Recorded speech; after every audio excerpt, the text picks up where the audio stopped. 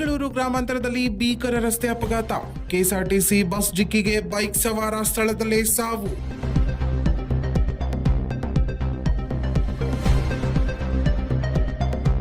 Overtake ವೇಳೆ ಸಂಭವಿಸಿದ ದುರ್ಘಟನೆ. 29 ವರ್ಷದ ಪುರುಷೋತ್ತಮ ಮೃತ್ಯು, ಕುಟುಂಬಕ್ಕೆ ಆಘಾತ. ಹೌದು, ಬೆಂಗಳೂರು ಗ್ರಾಮಾಂತರದಲ್ಲಿ ಮತ್ತೊಂದು ಭೀಕರ ರಸ್ತೆ ಅಪಘಾತ ಸಂಭವಿಸಿದೆ. ಕೆಎಸ್ಆರ್ಟಿಸಿ ಬಸ್ ಮತ್ತು ದ್ವಿಚಕ್ರ ವಾಹನದ ನಡುವೆ ನಡೆದ ಈ ದುರ್ಘಟನೆಯಲ್ಲಿ ಬೈಕ್ ಸವಾರ ಸ್ಥಳದಲ್ಲೇ ಸಾವನ್ನಪ್ಪಿದ್ದಾನೆ. ದೊಡ್ಡಬಳ್ಳಾಪುರ ತಾಲೂಕಿನ ಪಾಲಜೋಗನಹಳ್ಳಿ ಬಳಿ ಘಟನೆ ನಡೆದಿದೆ. ಮೃತರನ್ನ 29 ವರ್ಷದ ಪುರುಷೋತ್ತಮ ಎಂದು ಗುರುತಿಸಲಾಗಿದೆ. ಇವರು ಪಾಲಜೋಗನಹಳ್ಳಿ ನಿವಾಸಿಯಾಗಿದ್ದು ರಾಜನಗುಂಡಿಯ ಖಾಸಗಿ ಕಂಪನಿಯಲ್ಲಿ ಕೆಲಸ ಮಾಡ್ತಿದ್ರು.